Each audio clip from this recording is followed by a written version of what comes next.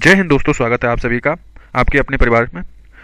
जैसा कि आप सभी को पता है कि दिल्ली पुलिस का एग्ज़ाम होने वाला है, तो आज हम डिस्कस करेंगे कि हमें क्या नहीं करना है। तो यही हम समझाएंगे आज इस वीडियो में, और यही उद्देश्य है इस वीडियो का। ठीक है, तो चलिए शुरू करें।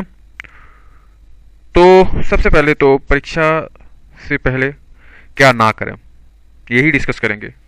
3 बड़ी गलतियां जो पढ़ते तो लोग हैं खूब अच्छे से, लेकिन वो लास्ट मोमेंट पर गलतियां करते हैं।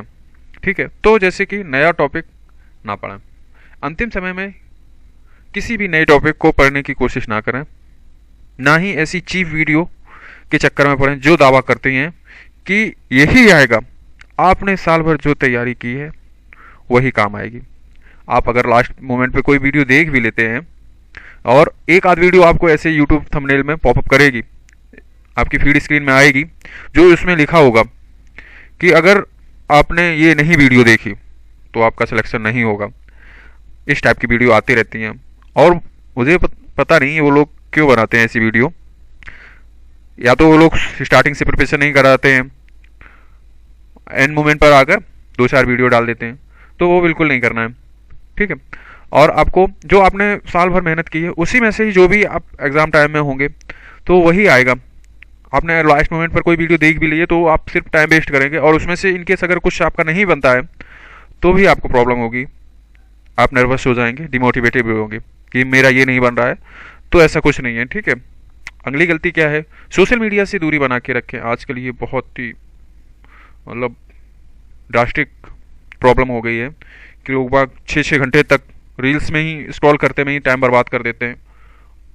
मतलब 5 से 6 घंटे ये एवरेज टाइम है डेली का, अगर 24 आवर का निकालें तो इसमें बर्बाद ना करें। एक पढ़ने वाले छात्र के लिए मैक्स टू मैक्स 30 मिनट होने चाहिए, इससे ज़्यादा नहीं।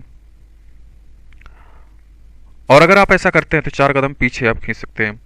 मतलब जो लोग, आप कुछ मत पढ़िए भी नहीं, हम कह रहे हैं अगर पढ़ रहे हैं तो ठीक है, नहीं पढ़ रहे हैं तो सिर्फ शांत बैठिए और नकारात्मक लोगों से दूरी बना के रखें। निगेटिव लोगों और निगेटिव बातों से दूर रहें। मॉक टेस्ट में अगर नंबर कम भी आ रहे हैं तो घबराएं नहीं, अपनी मेहनत पर विश्वास करें। अब लास्ट मोमेंट पर देखो, प्रेशर लेने से कुछ होगा नहीं, तो सीधा सीधा है, आपने मॉक लगाया तो मॉक एनालिसिस कर लो। अगर नंबर कम भी आ रहे हैं, इवन अगर आपके मान लो कट ऑफ जा रही है आपकी 80% के अप्रॉक्स, और अगर आपने 80% स्कोर नहीं कर पा रहे हैं आप मॉक में, 75 कर रहे हैं या 70% कर पा रहे हैं, कोई इशू नहीं है। आप भरोसा रखिए अपने आप पर, और एग्ज़ाम में इससे आप बेहतर ही करेंगे। चलिए, दूसरी क्या है, तनाव प्रबंधन, स्ट्रेस मैनेजमेंट एंड प्रिपरेशन। मतलब स्ट्रेस को भी मैनेज करना है और तैयारी भी करनी है, तो ये दोनों साथ में कैसे करें इसको डिस्कस करते हैं। तो इसमें क्या है, शांत रहें और स्थिर रहें, घबराहट नहीं रहें, स्टेबलाइज्ड रहें। तो खुद को शांत रखने के लिए जितना हो सके उतना मोटिवेटेड, ध्यान करें, मेडिटेशन करें। ओके, और पैनिक होना सीधे विफलता, फेलियर की ओर ले जाता है। तो पैनिक तो बिल्कुल नहीं होना है। पैनिक तो कोई भी काम करने से, कुछ पैनिक लेने से कोई भी प्रॉफिट नहीं होगा। आप कुछ भी कर लें, ठीक है, जितना आपने पढ़ा है उतने से ही होना है। ठीक है, सकारात्मक सोचें, नहीं हुआ तो क्या होगा कि बजाय हो गया तो मेरा जीवन कितना अच्छा होगा, यह सोचें। पहली बात, आपने मेहनत अगर साल भर से की है तो आपका सिलेक्शन कोई नहीं रोक सकता। अगर केस नहीं आपने किया है तो आप अब 2-4-5 दिन में ऐसी मेहनत नहीं कर पाएंगे कि आपका सिलेक्शन हो जाए। ठीक है, तो ये तो बिल्कुल ना सोचें, पॉजिटिव रहें हमेशा। ठीक है, और स्वस्थ आहार लें। ठीक है, परीक्षा के दिनों अस्वस्थ या जंक फूड ना खाएं, सामान और स्वस्थ भोजन करें। एनर्जी ड्रिंक या रात भर जाग कर पढ़ने से बचें। एनर्जी ड्रिंक तो वैसे ही आर्टिफिशियल वाले जो आ रही होती हैं। घर का अच्छा खाना खाएं, स्वस्थ आहार लें, और रात भर पढ़ने से अब कुछ नहीं होगा। ठीक है, तो ये बेवकूफ़ी ना करें कि अब हम रात भर पढ़ के हम ये कर लेंगे वो कर लेंगे, तो ऐसे कुछ पॉसिबल नहीं है। ठीक है, एक्टिव रिकॉल प्रैक्टिस, अच्छा ये बहुत काम आने वाली है। शांत मन में बैठकर उन चीज़ों को याद करें, रिकॉल करें, कि कोशिश करें जो आपने पढ़ी हैं। इससे क्या है कि आप चीज़ों को भूलते नहीं हैं।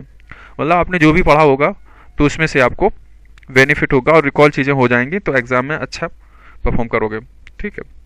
अगला है परीक्षा वाले दिन की रणनीति क्या होनी चाहिए, एग्जाम डे प्लानिंग क्या होनी चाहिए। चलो, तो एडमिट कार्ड लेकर जाओ, एक वैध पहचान पत्र जैसे आधार कार्ड जिसमें जन्म तिथि हो, ओके, और फेस भी हो, और 2-3 पासपोर्ट साइज, 2 तो लेके जाओ एटलीस्ट, फोटोग्राफ साथ ले जाए ना, सुनिश्चित करें। तुक्के क्या है, तुक्के ना लगाएं। यदि पेपर सही जा रहा है तो अनावश्यक तुक्के ना लगाएं, क्योंकि निगेटिव मार्किंग चयन को अस्वीकृत रिजेक्शन में बदल सकती है। अब जैसे कि मान लीजिए आपने पेपर को 60% के अप्रॉक्स कर दिया है, या 70%, मान लीजिए 70% अगर कर दिया है, तो ये मान के चलिए कि 70% अगर हो गया है तो अनावश्यक, जहां जरूरत नहीं, मतलब कि क्वेश्चन में आपको चारों ऑप्शन में से सिर्फ एक ऑप्शन आ रहा है और आप तीन इग्नोर करके आप कर रहे हैं, तो ऐसे नहीं, 70-25 वाला सीन नहीं। अगर आपको लग रहा है दो में किसी में कंफ्यूज है तो रेयर केस में आप उसको टिक कर सकते हैं, अदरवाइज तुक्के ना ही लगाएं तो ज़्यादा बेस्ट रहता है। ठीक है। नेक्स्ट है उलझाने वाले सवालों से बचें। जैसे गणित और रीजनिंग में क्या होता है कि सवाल सवाल उलझाते हैं, तो उनमें उलझे ना। यदि कोई सवाल समय ले रहा है, मतलब आप अगर ये सोचिए कि आपको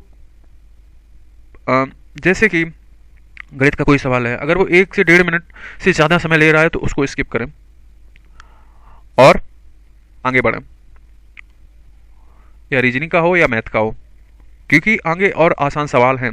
तो आप एक बार थ्रू आउट हो जाइए कि विदाउट पेन के, अगर आपके में सेक्शन में है ऐसा कि एक सेक्शन पूरा, मतलब फुल मॉक्स तक, फुल टेस्ट तक आप पूरा 100 से लेके 100 तक करते अगर जाते हैं, तो आप एक बार में विदाउट पेन सभी को सॉल्व कर लीजिए। ठीक है। उसमें शायद है आपको मैक्स टू मैक्स रीजनिंग और मैथ, रीजनिंग मैथ में तो नहीं, हालांकि रीजनिंग में भी कुछ क्वेश्चन ऐसे होते हैं जो कि हो जाते हैं ऐसे विदाउट पेन के, मतलब लगभग 10 क्वेश्चन ऐसे हो जाएंगे आपसे। ठीक है। तो उनको पहले कर लीजिए, फिर जो आपसे बनते हैं उनको मार्कअप करके आगे बढ़ते जाइए, फिर वापस आइए और पेन से जो 1 मिनट के अंदर हो रहे हैं उनको करते हुए जाइए। फिर वो क्वेश्चन छाटे बचे रहेंगे आपके, जो शायद 10 से 12 क्वेश्चन होंगे, जो आपसे पेन को लगभग 1 से 2 मिनट या हो सकता है 2.5 मिनट भी लग जाए उसमें।